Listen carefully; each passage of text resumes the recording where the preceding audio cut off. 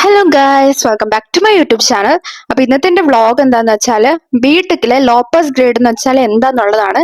വ്ളോഗിലേക്ക് പോകുന്നതിന് മുമ്പ് എന്റെ ചാനൽ പുതിയതായിട്ട് കാണുന്ന ആരെങ്കിലും ആണെങ്കിൽ ജസ്റ്റ് ഒന്ന് സബ്സ്ക്രൈബ് ചെയ്ത് സപ്പോർട്ട് ചെയ്യുക. അപ്പോൾ ലോപ്പസ് ഗ്രേഡ് എന്താന്ന് വെച്ചാല് ഇപ്പൊ നമുക്ക് ബിടെക്കിൽ രണ്ട് സീരീസ് എക്സാം ഉണ്ടല്ലോ. അപ്പൊ രണ്ട് സീരീസ് എക്സാമും കൂടെ നമുക്ക് ഇത്രയാണ് ഒരു സേഫ് ഇന്റേണൽ എന്ന് പറഞ്ഞ് ഞാൻ കുറെ വീഡിയോസ് ഞാൻ നേരത്തെ ചെയ്തിട്ടുണ്ടായിരുന്നു, ഇന്റേണൽസ് ഒക്കെ എങ്ങനെ കാൽക്കുലേറ്റ് ചെയ്യാന്നുള്ളത്.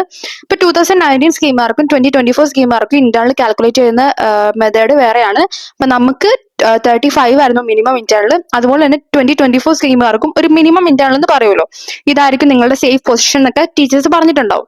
അപ്പൊ ആ ഒരു ഇന്റേണൽ നമുക്ക് ഇല്ലെങ്കിലാണ് ഈ ലോ പാസ് ഗ്രേഡ് അപ്ലൈ ചെയ്യാൻ പറ്റുക. അത് നമുക്ക് ചുമ്മാ എപ്പോഴും അപ്ലൈ ചെയ്യാൻ പറ്റത്തില്ല.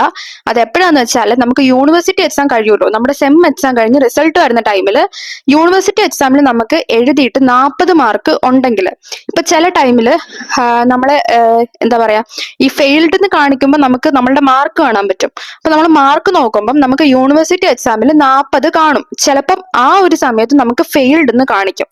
അപ്പോഴാണ് നമ്മൾ നമ്മളുടെ ഇന്റേണൽ നോക്കുന്നത്. അപ്പം ഞാൻ പറഞ്ഞ പോലെ ആ ഒരു സേഫ് ആയിട്ടുള്ള ഇന്റേണൽ നമുക്ക് ഇല്ലെങ്കിലാണ് ഇങ്ങനെ നമ്മൾ ഫെയിൽ ആവാറ്.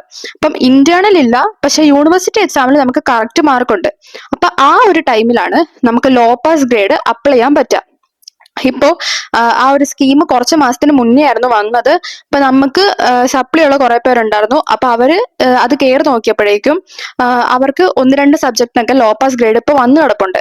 അപ്പൊ നമുക്കായിട്ട് ഇങ്ങനെ ഇപ്പൊ സപ്ലി ഉണ്ടെങ്കിൽ നമുക്കത് മെയിലായിട്ട് അവർ അയക്കത്തില്ല. ഇപ്പൊ നിങ്ങൾക്ക് ലോ പാസ് ഗ്രേഡ് വന്നിട്ടുണ്ട് അങ്ങനെയൊന്നും പറഞ്ഞ് നമുക്ക് പ്രത്യേകിച്ച് മെയിലൊന്നും വരത്തില്ല.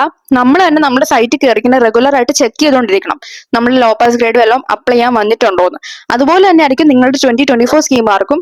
നിങ്ങളുടെ റിസൾട്ട് വരുന്ന ടൈമിൽ നിങ്ങളിപ്പോ ഫെയിൽഡ് എന്ന് കാണിക്കുവാണെങ്കിൽ പോലും നിങ്ങൾ ആദ്യം ചെയ്യേണ്ട കാര്യം നിങ്ങളുടെ മാർക്ക് ഒന്ന് ചെക്ക് ചെയ്യണം. ഇപ്പൊ മാർക്ക് നിങ്ങൾ 40 ഉണ്ടെന്ന് ഉറപ്പുവരുത്തുവാണെങ്കിൽ നിങ്ങൾ ഫെയിൽ ആവാനുള്ള കാരണം നിങ്ങൾക്ക് ഇന്റേണൽസ് ഇല്ലാത്തത് കൊണ്ടാണ്.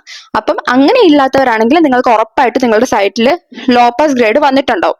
അത് നിങ്ങൾ ചിലപ്പം ആദ്യത്തെ ടൈമിൽ നോക്കുമ്പം ഈ റിസൾട്ട് വരുന്ന ടൈമിൽ തന്നെ നോക്കുമ്പം ഓപ്പൺ ആവണമെന്നില്ല. ഈ ലോ പാസ് ഗ്രേഡ് ചിലപ്പോൾ കുറെ നാളെടുത്തിട്ടായിരിക്കും വരുന്നത്. ഇപ്പൊ നമുക്ക് തന്നെ ഞങ്ങള് S6 എഴുതിയേക്കുന്ന ഒരു സബ്ജക്റ്റിന് ലോ പാസ് ഗ്രേഡ് ഇപ്പൊ എന്താ പറയാ S8 തുടങ്ങിയപ്പോഴാണ് വന്നേക്കുന്നത്. അപ്പം നിങ്ങൾ റെഗുലർ ആയിട്ട് ചെക്ക് ചെയ്തോണ്ടിരിക്കുക. അതുപോലെ തന്നെ നിങ്ങൾ റിവാലുവേഷൻ ഒക്കെ കൊടുക്കാം. പക്ഷെ ഇങ്ങനെ ലോ പാസ് ഗ്രേഡ് നിങ്ങൾക്ക് കിട്ടൂന്ന് ഉറപ്പുണ്ടെങ്കിൽ പിന്നെ അത് കൊടുക്കേണ്ട ആവശ്യമില്ല.